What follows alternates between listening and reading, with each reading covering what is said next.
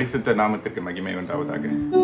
இந்த அருமையான ஞாயிற்றுக்கிழமை நாம் கர்த்தரை ஆராதிக்க கர்த்தர் நமக்கு கிருபைகளையும் பலத்தையும் கொடுத்திருக்கிறார்.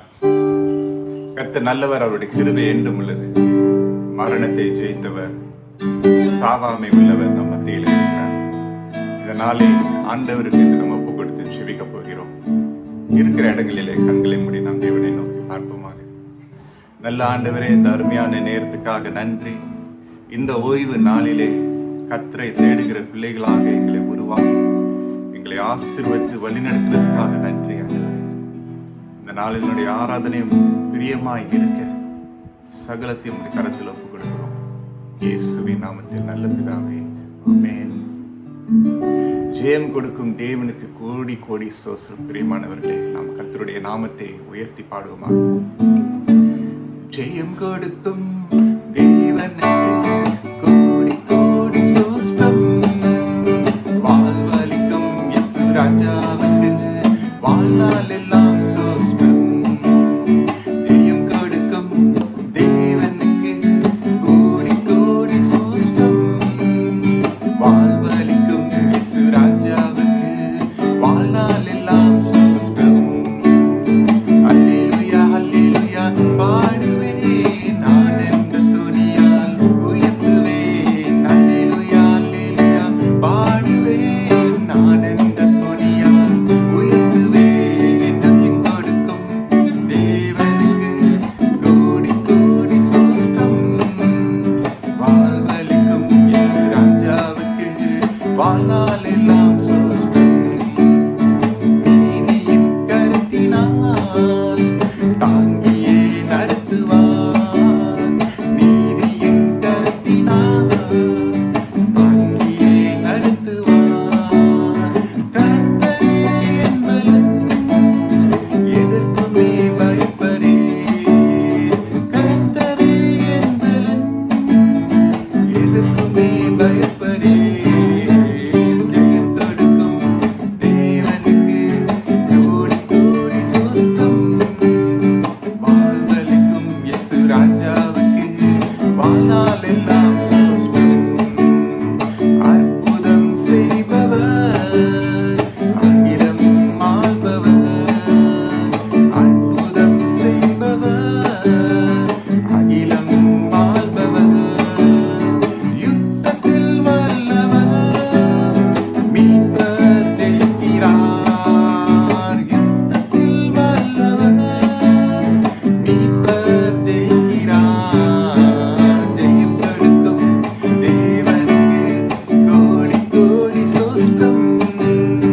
வாழ்வளிக்கும் இயேசு ராஜாவுக்கு வாழ்நாள் எல்லாம் ஸ்தோத்திரம்.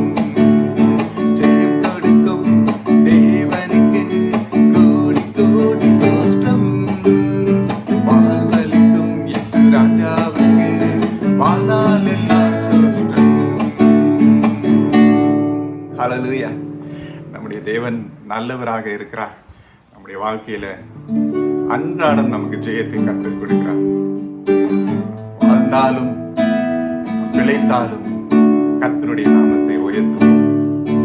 நம்முடைய வாழ்விலும் நம்முடைய சாவிலும் நம்முடைய குறைவிலும் நம்முடைய உயர்விலும் இயேசு கிறிஸ்துவை முன்வைத்து அவருக்கு ஹல்லேலூயா பிரியமான வாழ்க்கை வாழ கர்த்தர் நம்மளை அழைக்கிறார். இதனால் ஆண்டவர் நமக்கென்று அவருடைய வசனத்தை வைத்திருக்கிறார் என்று நான் விசுவாசிக்கிறேன்.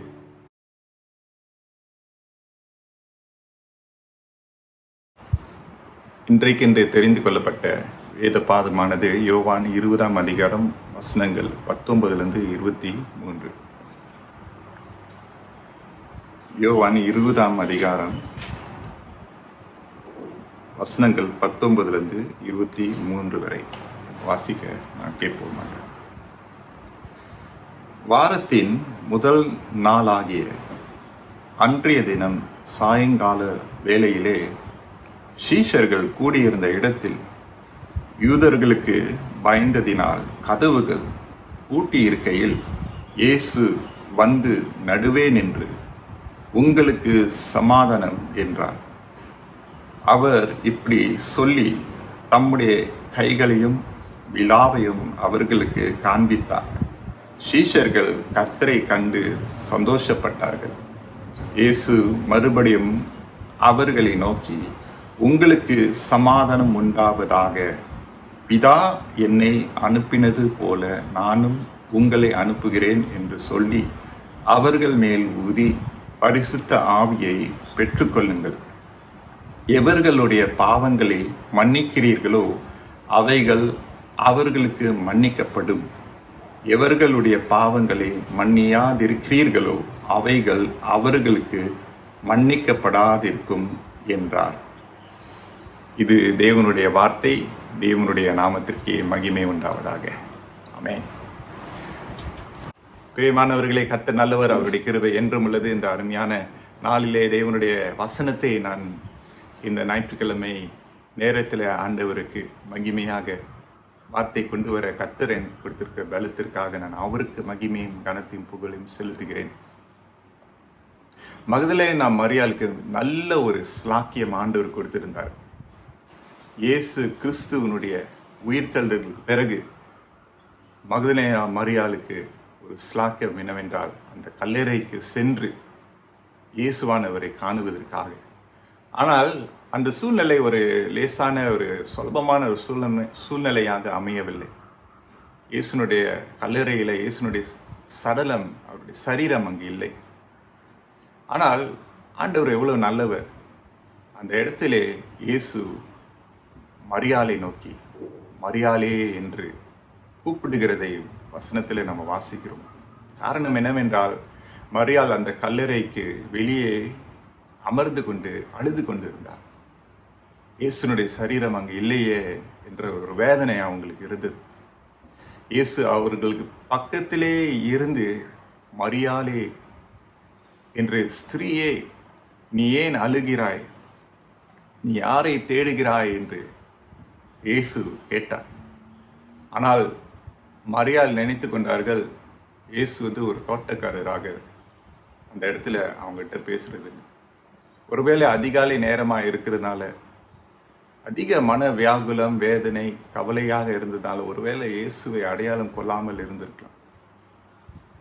ஆனால் உடனடியாக இயேசு மரியாளே என்று சொன்ன உடனே மரியாளுடைய உள்ளத்தில் பெரிய ஒரு மகிழ்ச்சி, பெரிய ஒரு நம்பிக்கை எழும்பினது.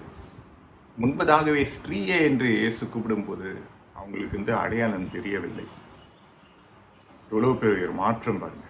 ஒரு பெயரை கூப்பிட்ட உடனே அவங்களுடைய மனதில், அவங்களுடைய கண்களிலே ஒரு பிரகாசம் வந்தது, நம்பிக்கை எழும்பினது, விசுவாசம் எழும்பினது, பலன் மறுபடியும் வந்தது. ஹல்லேலூயா. அவர்கள் இயேசு அவ்வாறு மரியாளே என்று கூப்பிட்ட உடனே என்ன தெரியுமா மரியாள் மறுவுத்திற்கு கொடுத்தாங்க? ரபோனி, ரபோனி என்று இயேசுவை நோக்கி அவர்கள் கதறினார்கள். ஹல்லேலூயா. அந்த ரபோனி என்று அவர்கள் கதறும்போது அது ஒரு நம்பிக்கையின் கதறுதல். டீச்சர், ஓ டீச்சர், என் போதகரே என்று. இயேசுவுக்கும் மகதலேனா மரியாளுக்கும் இருக்கக்கூடிய ஒரு உறவு எப்படிப்பட்ட உறவு என்றால், ஒரு மாணவன், ஒரு ஆசிரியர் இருக்கக்கூடிய அப்படிப்பட்ட ஒரு நல்ல ஒரு நட்பு. மரியாள் நல்ல ஒரு புரிந்து கொள்ளுதலை இயேசு மூலமாக பெற்றுக்கொண்டார். ஹல்லேலூயா. இந்த சம்பவத்தில் நம்ம என்ன பார்க்குறோம்? இயேசுவை அடக்கி வைக்க முடியாது. இயேசுவை அடக்கி வைக்க முடியாது. Jesus cannot be locked down. He cannot be locked down. அந்த கல்லறையிலிருந்து இயேசு ஹல்லேலூயா வெளிவந்தார், உயிர்த்தெழுந்தார், இன்றைக்கும் ஜீவிக்கிறார். அந்த இயேசு அந்த நேரத்தில் அந்த மரியாளை பார்த்து, யோவான் 20ஆம் அதிகாரம் வசனம் 17-18 வசனத்தில் பார்க்கிறோம். இயேசு அவளை நோக்கி, என்னை தொடாதே, நான் இன்னும் என் பிதாவினிடத்திற்கு ஏறி போகவில்லை. நீ என் சகோதரரிடத்திற்கு போய், நான் என் பிதாவினிடத்திற்கும் உங்கள் பிதாவினிடத்திற்கும் என் தேவனிடத்திற்கும் உங்கள் தேவனிடத்திற்கும் ஏறி போகிறேன் என்று அவர்கள் சொல்லு என்றார். மகதலேனா மரியாள் போய் தான் கர்த்தரை கண்டதையும் அவர் தன்னுடனே சொன்னவைகளையும் சீஷருக்கு அறிவித்தார். இந்த அடிப்படையில் தான் இன்றைக்கு நாம் வாசித்த பாகத்துக்கு நாம் வருகிறோம். This backdrop we come into today's text. இந்த நாளினுடைய பாகத்திற்கு நாம் வருகிறோம் பிரியமானவர்களே. 19ஆம் வசனத்தில் நம்ம பார்க்கிறோம், யோவான் 20:19, வாரத்தின் முதல் நாளாகிய அன்றைய தினம் சாயங்கால வேளையிலே சீஷர்கள் கூடியிருந்த இடத்தில் யூதர்களுக்கு பயந்ததினால் கதவுகள் பூட்டி இருக்கையிலே இயேசு கிறிஸ்து உயிர்த்தெழுந்ததை அவர்கள் இன்னும் அறியவில்லை, அவரை இன்னும் பார்க்கவும் இல்லை. அவரை குறித்து அவங்களுடைய கடைசி நினைவு என்ன தெரியுமா? அந்த கொல்கதாவினுடைய சிலுவையின் கொடூரமான பாடுகள், அந்த வேதனை, சிலுவை அறையுதனுடைய அந்த காட்சி, அந்த பார்வை ரொம்ப உண்மையாக இருந்தது. ஆனால் இந்த வசனத்தில் பார்க்கிறோம், சீஷர்கள் கூடியிருந்த இடத்தில் they were together. Hallelujah. They were together. அவர்கள் கூடியிருந்தார்கள். பரிசுத்தவான்களுடைய கூடி வருதல் எவ்வளோ பெரிய ஒரு ஆசீர்வாதம் உங்களுக்கு தெரியுமா? பரிசுத்தவான்களுடைய கூடி வருதல். The believers coming together. The chosen, the set apart generation, the set apart people of God coming together. இதை நாம் லேசாக எண்ணிவிடக்கூடாது பிரியமானவர்களே. இந்த காலகட்டங்களிலே சபை கூடி வராமல் ஒரு நிலைமை இருந்தது. அநேகருக்கு ஒரு சிந்தனையை கொண்டு வருகிறது, ஐயோ கூடி வராமல் இருக்குது, எவ்வளோ கஷ்டமாக இருக்கிறது என்று. அந்த எண்ணம் வருது, நல்லது தான். அப்போ தான் அந்த அருமை நமக்கு இப்போ புரியுது. கூடி வராமல் இருப்பது எப்படி இருக்கும், கூடி வந்தால் எப்படி இருக்கும்னு சொல்லி அது வித்தியாசம். It is so important for us to know the value of coming together. அருமையான இந்த பாடல் நமக்கு தெரியல. தேவ ஜனம் கூடும் நேரத்தில் தேவன் வந்து அசைவாடினார், தேவன் வந்து அசைவாடினார். அல்லேலூயா நான் பாடுவேன், அல்லேலூயா நாங்கள் பாடுவோம். ஓ அல்லேலூயா நான் பாடுவேன், அல்லேலூயா நாங்கள் பாடுவோம். அருமையான ஒரு பாடல். அவங்களுடைய கூடி வருதல் போல ஒரு வித்தியாசமான ஒரு டைரக்ஷன், வித்தியாசமான சூழ்நிலையில் அவங்க இப்போ கூடி வந்திருக்கிறாங்க. ஒரு பயம், ஒரு கேள்விக்குறியோடு, ஒரு அச்சத்தோடு. அவங்களுடைய சூழ்நிலை எவ்வளவு வித்தியாசமாக இருந்திருக்கும்ல. இயேசு இல்லாத ஒரு நிலைமை, கதவு அடைக்கப்பட்ட ஒரு நிலைமை, ஒரு குகைக்குள்ளே இருக்கக்கூடிய ஒரு சூழ்நிலையில் அவங்க இருந்தாங்க. கதவுகள் அடைக்கப்பட்டது. Why we have locks and doors? கதவுகளில் எதற்கு பூட்டுகள் போடப்படுகின்றன? பாதுகாப்புக்காக, பாதுகாப்பு வேண்டும் என்று, ஒரு பிரைவசி வேணும் என்று சொல்லி கதவுகளிலே பூட்டுகளை போடும்போது என்ன நம்ம சொல்றோம்னா, உள்ளுக்கு வராது, do not enter, it is closed, மூடிவிட்டது.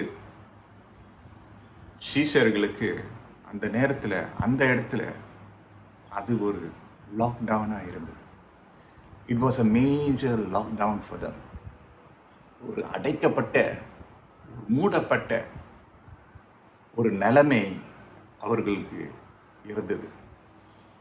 அவர்கள் பயந்தார்கள், அவங்களுடைய ஜீவனத்துக்கென்று அவங்க பயந்தார்கள், அவங்களுடைய குடும்பத்திற்காக அவர்கள் பயந்தார்கள். எல்லா விதமான பயத்தோடு அவர்கள் இருந்தார்கள்.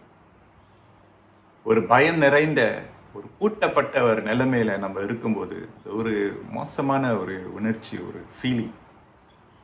அவங்க எல்லாருடைய முகத்துல கலகலப்பு இருந்திருக்கவே முடியாது, சந்தோஷம் இருந்திருக்கவே முடியாது.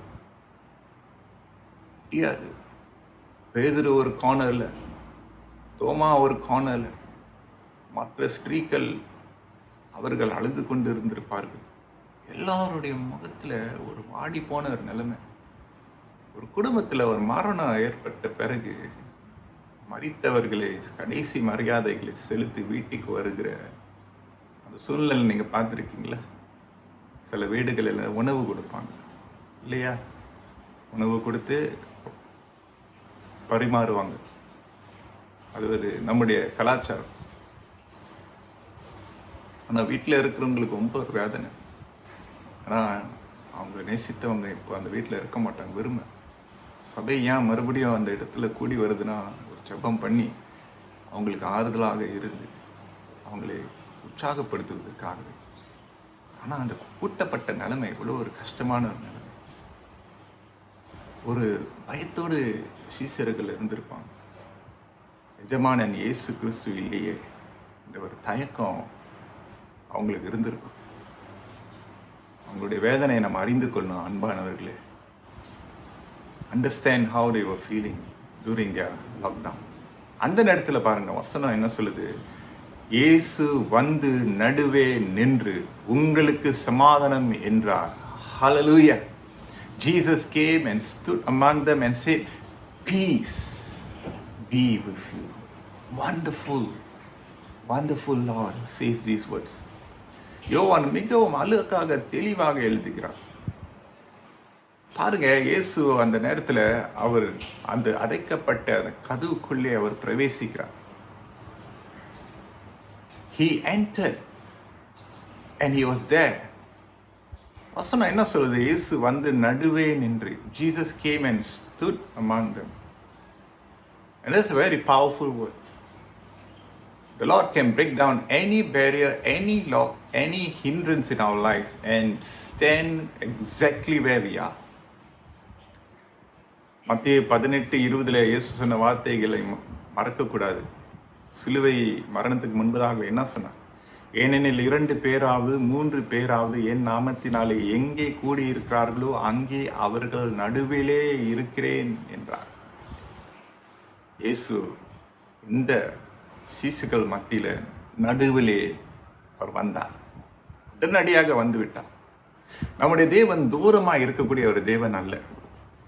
நம்முடைய வாழ்க்கையினுடைய நடு ஸ்தலத்தில் வருகிறவர். He comes at the very core of our lives.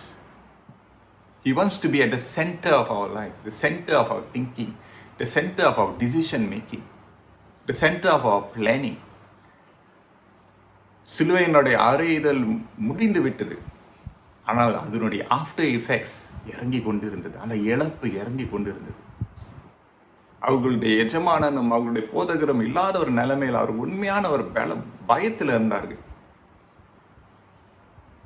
இனி அவர்கள் அடுத்ததாக சிலுவையில் போக வேண்டும், இன்னும் அதிகமான பாடுகள் அனுபவிக்க வேண்டும் என்ற ஒரு எண்ணம், பலவிதமான எண்ணம். அடுத்தது யாரு என்ன பிடிச்சிட்டு போயிடுவாங்களோ, என் குடும்பத்தை பிடிச்சிட்டு போயிடுவாங்களோ, அந்த சீசனுடைய குடும்பத்தை பிடித்துட்டு போயிடுவார்களோ என்ற யூதர்களுக்கு குறித்து அவர்கள் அதிக பயம் கொண்டார்கள். வேத அறிவர்களை குறித்து, பரிசேயர்களை குறித்து அதிக பயத்தோடு இருந்தாங்க. ஏன்னா இயேசு துன்பப்படுத்துறதை அவங்க பார்த்தாங்க, இயேசுவை கஷ்டப்படுத்தினதை அவங்க பார்த்தாங்க. அவங்க சந்திக்க வேண்டும் என்ற பயம் வந்துச்சு. அந்த நேரத்தில் தான், அந்த பயத்தின் உச்சியில இருக்கக்கூடிய அந்த நிலைமையில தான் இயேசு வந்தார். ஹல்லேலூயா. வந்து சீசுகளுடைய பயத்தை எல்லாம் அவர் வந்து சரிப்படுத்தி நீங்களாக்கி விட்டார். உங்களுக்கு சமாதானம் உண்டாவதாக என்று சொல்கிறார். அந்த வார்த்தை சமாதானமானது ஷாலோம், ஒரு ஷலோம். ஹல்லேலூயா. ஒரு வெயிலான ஒரு நிலைமையில நம்ம அந்த ஐஸ்கிரீம் சாப்பிடும் தருமா, நம்முடைய சரீரத்துக்கு எவ்வளோ ஒரு நல்ல ஒரு உணர்ச்சியை கொண்டு வருது. அவங்களுக்குள்ளே இருக்கக்கூடிய உள்ளான அந்த பயத்தை ஆண்டவர் நீங்க வைத்தார். ஹல்லேலூயா. அந்த காற்றையும் கடலையும் இயேசுவானவர் பார்த்து என்ன சொன்னார்? பீஸ் பி ஸ்டில், அமைதலாக இருந்து ஆண்டவர் கட்டளையிட்டார். காற்றின் கடலையும் கட்டளையிட்டார். Jesus cannot be locked down. இயேசுவை அடக்கி வைக்கவே முடியாது. தொடர்ந்து வசனம் 20 பார்த்தீங்கன்னா, அவர் இப்படி சொல்லி தம்முடைய கைகளையும் விலாவையும் அவர்களுக்கு காண்பித்தார். சீஷர்கள் கர்த்தரை கண்டு சந்தோஷப்பட்டார்கள்.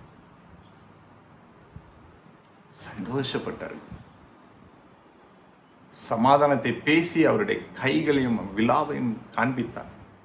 இந்த சமாதானத்தை எப்படி அவர் பெற்றுக்கொண்டார் என்றால் அவருடைய விலையேற பெற்ற இரத்தத்தினாலே, அவருடைய பாடின் நிமித்தமாக. அதனால தான் நம்ம வேதத்தில் பார்க்கிறோம், அவருடைய தழும்புகளாலே நாம் குணமானோம். By his stripes we are healed. Hallelujah. Esayan புத்தகத்தில் அருமையான ஒரு வசனங்கள் இருக்கின்றன. ஏசாயா 57:15 ஆங்கிலத்தில் நான் வாசிக்கிறேன். Isaiah 57 verse 15. For this is what the high and lofty one says, he who lives forever, whose name is holy. I live in a high and holy place, but also with him who is contrite and lowly in spirit, to revive the spirit of the lowly and to revive the heart of the contrite. நம்முடைய இருதயம் எவ்வளவு கலங்கி போய் உருகி போய் கீழான ஒரு நிலைமையில இருக்கிறதுல, அந்த உன்னதனும் உயர்மான தேவன் அவர் கடந்து வந்து நம்மளை உயிர்ப்பிப்பார் என்று இந்த வசனம் சொல்லுது. தொடர்ந்து 18-21 பார்த்தீங்கன்னா, I have seen his ways, but I will heal him. I will guide him and restore comfort to him, creating praise on the lips of the mourners in Israel. Peace, peace to those far and near, says the Lord, and I will heal them. But the wicked are like the tossing sea, which cannot rest, whose waves cast mire and mud. There is no peace, says my God, for the wicked. ஆண்டவர் பாருங்க, சமீபமா இருக்கிறவர்களுக்கு தூரமா இருக்கிறவர்களுக்கு சமாதானத்தை அவர் வழங்குகிறார்.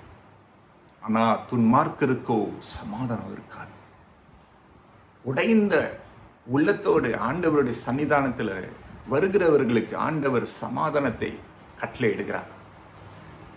ஆனால் துன்மார்க்கமான ஒரு வாழ்க்கையை வாழ்கிறவர்களுக்கு சமாதானம் இல்லை என்று ஆண்டவர் சொல்லுகிறார்.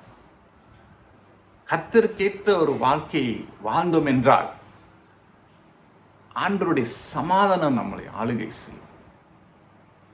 You will be led forth by peace, with peace. சமாதானத்தினால் நீங்கள் நடத்தப்படுவீர்கள். சமாதானம் உங்களோடு இருக்கும்.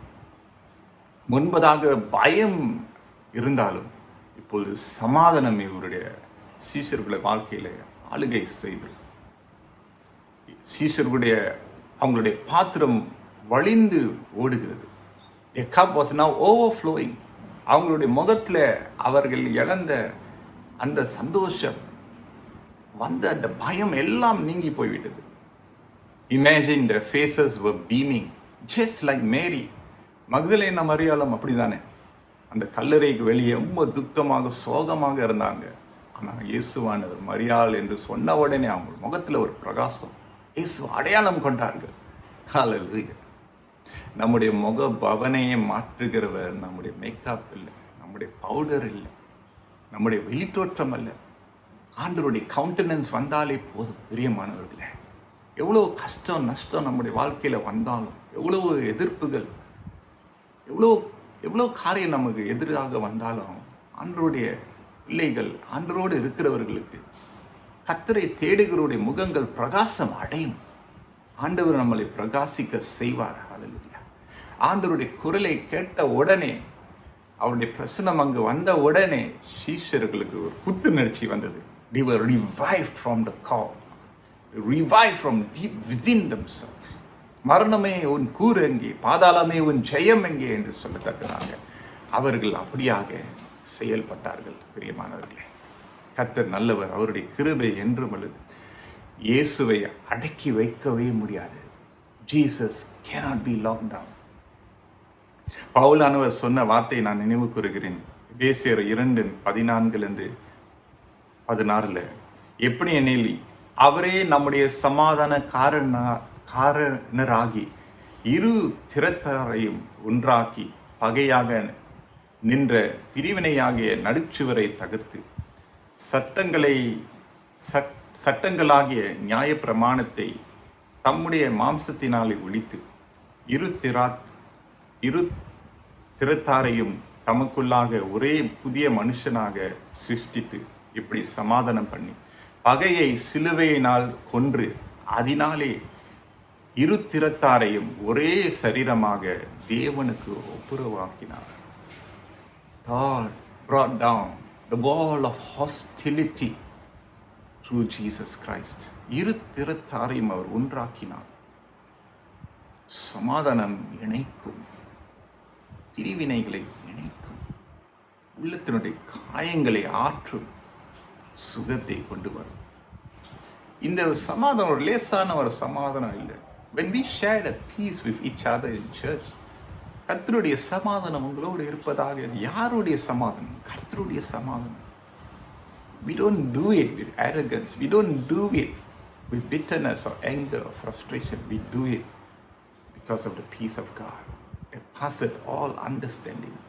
எல்லா புத்திக்கு மேலான தேவ சமாதானம் உங்களை ஆளுகை செய்வதாக என்று நம்முடைய ஆசீர்வாதத்தை பெறுகிறோமோ, அதே ஆசீர்வாதத்தை தான் நம்ம பகிர்ந்து கொள்கிறோம். அந்த சமாதானத்தை தான் நம்ம பகிர்ந்து கொள்கிறோம். There's something about this peace that we need to receive from Jesus Christ. அவர் நமக்கு கொடுக்கிறார். அதை முழு மனதோடு நாம் ஏற்றுக்கொள்ள வேண்டும். உங்களுக்கு நான் சமாதானத்தை கொடுக்கிறேன், உலகம் கொடுக்கிறது போல அல்ல, என்னுடைய சமாதானத்தை உங்களுக்கு கொடுக்கிறேன். I give you my peace. What kind of peace are we offering the people? எப்படிப்பட்ட சமாதானத்தை நாம் மற்றவர்களுக்கு வழங்குகிறோம்? What is the content of our words when we say peace be with you? எப்படிப்பட்ட உணர்ச்சியோடு, எப்படிப்பட்ட மனதோடு நம் சமாதானத்தை பகிர்ந்து கொள்கிறோம்? இயேசுனுடைய அந்த சம்பவத்தை யோவான் 20 இன்னும் முடியல. இயேசு சொல்றார் பாருங்க, யோவான் 20:21 இயேசு மறுபடியும் அவர்களை நோக்கி, it's the second time Jesus is going to say this. இயேசு மறுபடியும் அவர்களை நோக்கி, உங்களுக்கு சமாதானம் உண்டாவதாக. This is not the first time. Within a few seconds, a second time the Lord is saying, peace be with you. And that's not the end of the statement.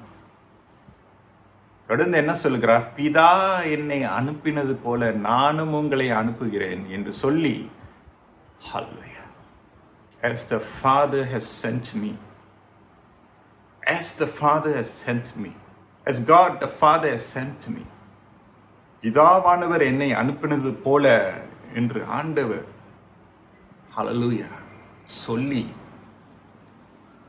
அவர்கள் மேல் ஊதி பரிசுத்த ஆவியை பெற்றுக்கொள்ளுங்கள்.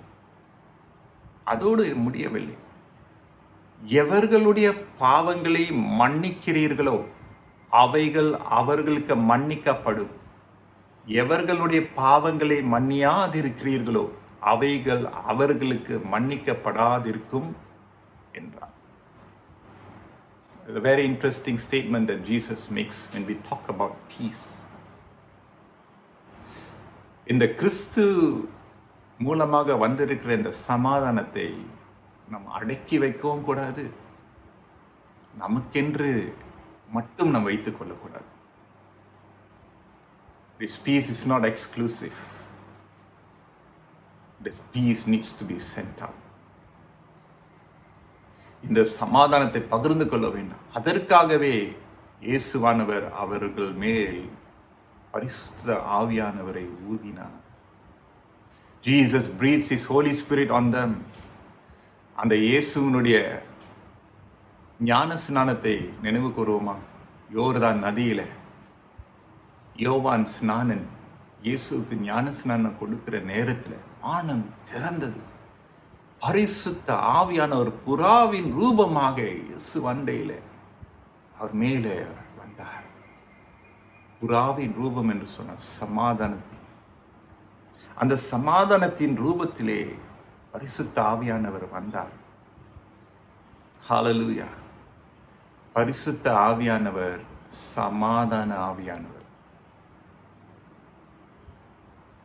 The peace of God, the Spirit of God is a peaceful spirit. The Holy Spirit is a peaceful spirit. No bitterness, no frustration, no unforgiveness. peaceful spirit. இந்த பரிசுத்த ஆவியானவர் இந்த சீஷர்களுக்கு பலனாக வருகிறார். சமாதானத்தை காத்துக் கொள்வதற்காக வருகிறார். மட்டுமல்ல, சமாதானத்தை பகிர்ந்து கொள்வதற்காகவே நமக்கு வழங்கப்பட போகிறார். இயேசுவை அடக்கி வைக்க முடியாது. Jesus cannot be locked down. இந்த 23ஆம் வசனம் ஒரு விசித்திரமான ஒரு வசனம். Verse 23 is a very special verse. எவர்களுடைய பாவங்களை மன்னிக்கிறீர்களோ அவைகள் அவர்களுக்கு மன்னிக்கப்படும், எவர்களுடைய பாவங்களை மன்னியாதிருக்கிறீர்களோ அவைகள் அவர்களுக்கு மன்னிக்கப்படாதிருக்கும் என்றார். Do we have the power to forgive people's sins? Forgiveness of sins is not to any human intervention. பாவங்களை மன்னிக்கக்கூடிய ஒருவரே இருந்தார், இயேசு கிறிஸ்து மாத்திரம்தான். ஆனால் ஆண்டவர் இங்க என்ன சொல்லுகிறார் தெரியுமா? நமக்கு விரோதமாக செயல்படுகிறவர்களுக்கு நாம் மன்னிப்பை வழங்குமாறு கர்த்தர் நமக்கு வலியுறுத்தி சொல்லுகிறார்.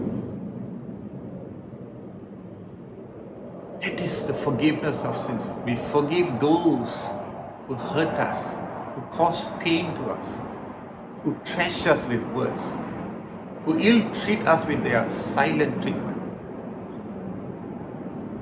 ஆண்டவர் என்ன சொல்லுகிறார்? உனக்கு நான் பரிசுத்த ஆவியானவரை ஊதுகிறேன், தருகிறேன்.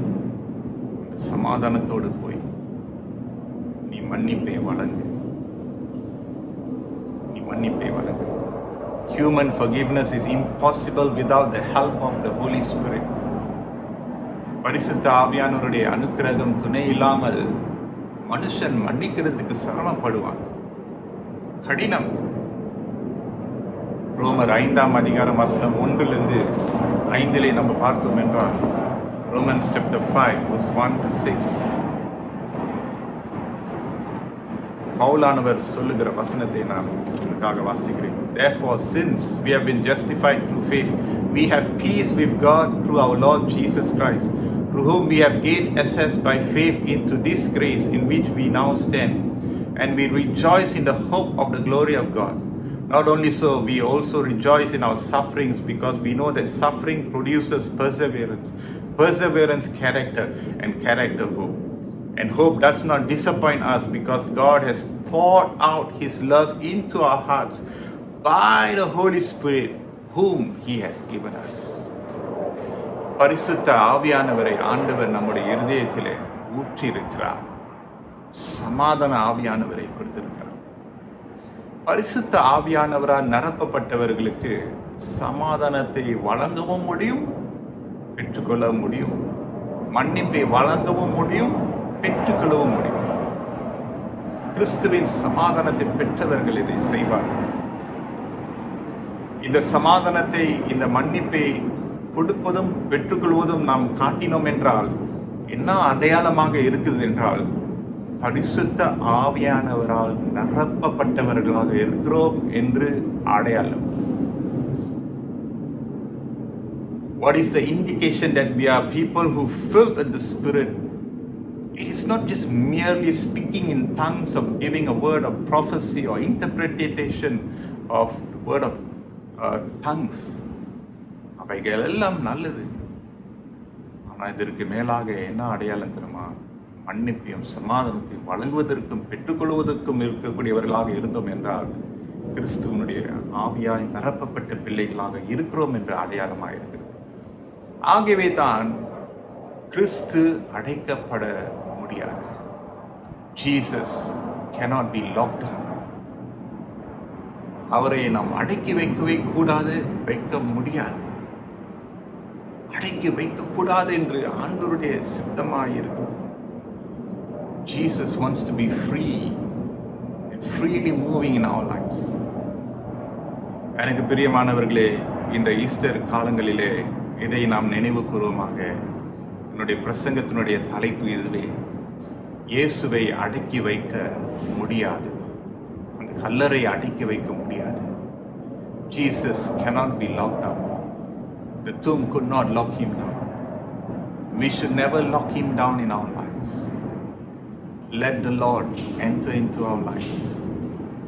இந்த காலங்களிலே, இந்த கொடூரமான வியாதி நம்மளை சுற்றி இருக்கிற காலங்களிலே சுவிசேஷ வார்த்தையை நாம் மனதிலே பெற்றுக்கொண்டு நாம் செய்ய வேண்டியவைகளை நாம் செய்து அதற்கு மேலாக இந்த உயிர்த்தெழுந்த இயேசு மேலே நம்முடைய நம்பிக்கையை வைத்து அவருக்கென்று நாம் வாழ்வோம், பிழைப்போமாக. It has been a very difficult past 2 days for me as I do this recording. வார நாளிலே இந்த ரெக்கார்டிங்கை செய்து ஞாயிற்றுக்கிழமையில் ஆராதனையாக செய்யும்போது ஒரு சிரமம். நாளைய தினம் என்னுடைய தாயை அடக்கம் பண்ணக்கூடிய ஒரு நிலைமை கர்த்தர் எனக்கு கொடுத்திருந்த அருமையான ஒரு தாயார். இந்த ரெக்கார்டிங் செய்யறதுக்கு ரொம்ப சிரமப்பட்டேன். ஆனால் ஆண்டவருடைய வார்த்தை நல்ல வார்த்தை. அம்மாவுடைய மரணம் பெரிய ஒரு இழப்பாய் இருக்கிறது. ஆனால் அம்மா நிறைய காரியம் என் வாழ்க்கையில் அவங்க சொன்னது மட்டும் இல்லை, கற்றுக் கொடுத்தது மட்டும் இல்லை, நான் உண்மையாக வாழ்ந்து காமிச்சாங்க. நிறையா காரியங்கள் கற்றுக்கொண்டேன். இயேசு கிறிஸ்து அவங்களோட வாழ்க்கையில் அவங்க அடக்கி வைக்கவே இல்லை. Like all of us, my mother is not a perfect person, but she wanted to be perfected daily in her life. அதுதான் வித்தியாசம், அதுதான் பரிசுத்தத்துக்கு அடையாளம், அதுதான் ஒரு virtuous woman-உடைய அடையாளம், ஒரு தெய்வீக மனுஷனுடைய அடையாளம், மனுஷனுடைய அடையாளம். Is wanting to grow in the image of Christ. And I am so proud that my mother did that. Very proud of her. அவங்க ஓட்டத்தை ரொம்ப அருமையாக ஓடி முடிச்சாங்க. நிறைய சாட்சி இருக்கு சொல்ல. Very proud of her. I miss her. Me and my family miss her. But she's receiving her reward and rest. ஒரே விஷயம்தான், ஆண்டவரை அவங்களுடைய வாழ்க்கையில் அவங்க அடக்கி வைக்கவே இல்லை. அவங்களுடைய எல்லா கான்வர்சேஷனில் கடவுள் தேவன் இயேசு கிறிஸ்துவை பற்றி கண்டிப்பாக சொல்லி தான் ஆகும். அதுக்காக ஜெபிக்கிறேன். கர்த்தர் நல்லவர், காட் இஸ் குட் இப்படிலாம் சொல்லுவாங்க, செய்கிறாங்க. விசுவாசத்தை வெளிப்படுத்தினாங்க. கடைசி மூச்சு வரைக்கும் பார்த்து கொண்டாங்க. எனக்கு அன்பானவர்களே, இருக்கிறது ஒரே வாழ்க்கை. வாழ்க்கை எடுத்து நல்லா ஓடணும், அதற்காக எழும்பி பிரகாசிக்கணும். பாருங்க, உங்களை நான் உற்சாகப்படுத்துகிறேன். Life is fragile. Treat each other way God will treat us. கற்றிக்கொள்வோம், உற்சாகப்படுத்துவோம், கர்த்தருக்கென்று வாழுவோம், பிரயாசப்படுவோம். விட வேண்டிய விஷயங்கள்லாம் விட்டுவிடுவோம், பெற்றுக்கொள்ள வேண்டிய விஷயங்கள்லாம் பெற்றுக்கொள்ள வேண்டும். கிறிஸ்துவனுடைய உயிர் தெழுந்த அந்த மகிமையோடு நாம் வாழ வேண்டும் என்றால் சுயத்துக்கு சாக வேண்டும், பரிசுத்திற்கு நாம் ஒப்புக்கொடுக்க வேண்டும். கர்த்தர் நம்மளை இன்னுமாக வழிநடத்த வேண்டும் என்று உங்களை உற்சாகப்படுத்துகிறேன். I pray that you will not lock down Jesus. Do not allow Jesus to be a place so far away from our hearts. கிறிஸ்து நம்முடைய உள்ளத்தில் பிரகாசிக்கட்டும், எழும்பட்டும், ஆண்டவருடைய நாமம் மகிமை அடையட்டும். I pray God will bless you, my dear brother and my sister. Bless in the name of the Lord. I share these words because the Lord's words are eternal. God is our strength, ever-present help, strength. அவரை பற்றிக்கொள்ளுமா. என்னுடைய தாயினுடைய ஓட்ட பந்தயத்தின் மூலமாக அநேக காரியங்களை நான் கற்றுக்கொள்வேன். உங்களுடைய வாழ்க்கையிலே நான் காண்பிக்கிறேன். Far from perfect and growing the image of Christ. பலவீனங்கள் இருக்கிறது, குறைகள். ஆண்டவரை நோக்கி பார்க்கிறேன். ஓட்டப்பந்தயத்தை நானும் சரியாக ஓடி முடிக்க வேண்டும், கிரீடத்தை அணிய வேண்டும் நானும் பிரயாசப்படுகிறேன். ஆண்டவர் அதை காண்கிறார் என்று நானும் விசுவாசிக்கிறேன். உங்களை நான் உற்சாகப்படுத்துகிறேன்.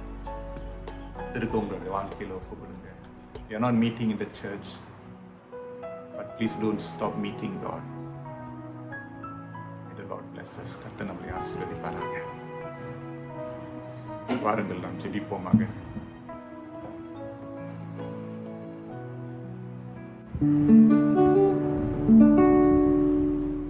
உம்மோடு இருப்பது தான் உள்ளத்தின் வாஞ்சையா, சித்தம் செய்வது தான் இதயத்தின் ஏக்கமையா. உம்மோடு இருப்பது தான் உள்ளத்தின் வாஞ்சையா, சித்தம் செய்வது தான் இதயத்தின் ஏக்கமையா. இசையா உம்மைத்தானே என் முன்னே நிறுத்தியுள்ளேன். இசையா உம்மைத்தானே என் முன்னே நிறுத்தியுள்ளேன். எனக்காக யாவையும் செய்பவரே, செய்து முடிப்பவரே, எனக்காக யாவையும் செய்பவரே, செய்து முடிப்பவரே. என் பாரங்கள் என் சுமைகள், என் பாரங்கள் என் சுமைகள் உம் பாதத்தில் இறக்கி வைத்தேன். உம் பாதத்தில் இறக்கி வைத்தேன். இசையா உம்மைத்தானே என் முன்னே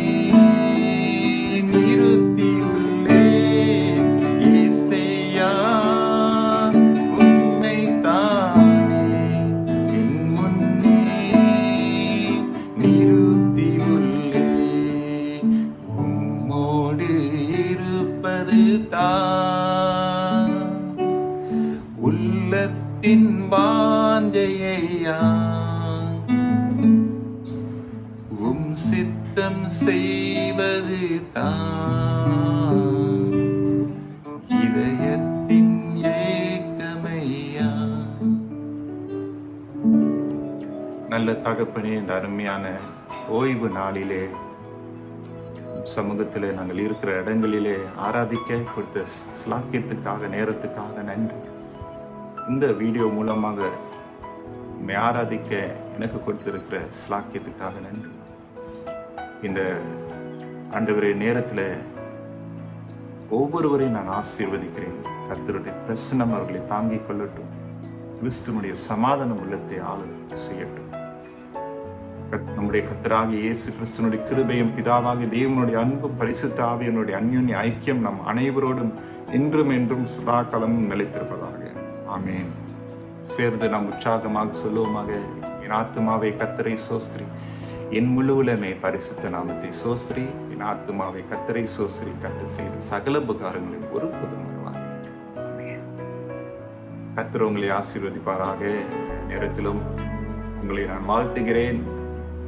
கூடி வர முடியாத நிலைமை இருந்தாலும் லாக்டவுன் அதிகரித்திருக்கு, அதாவது சர்க்கிட் பிரேக்கர் அதிகரித்திருக்கிறது 1ஆம் தேதி ஜூன் வரைக்கும்.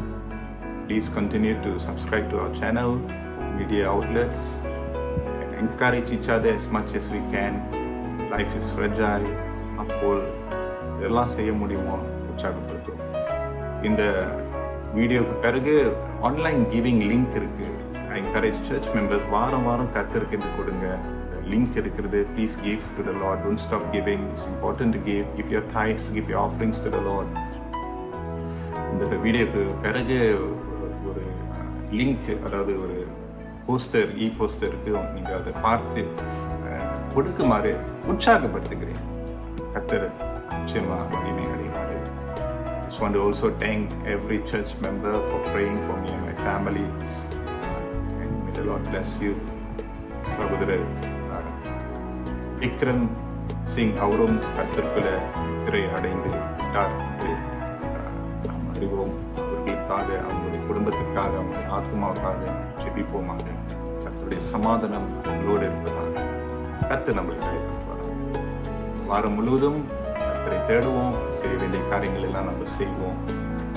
கர்த்தருடைய சமாதானம் உங்களோடு தொடர்ந்து இருப்பதாக.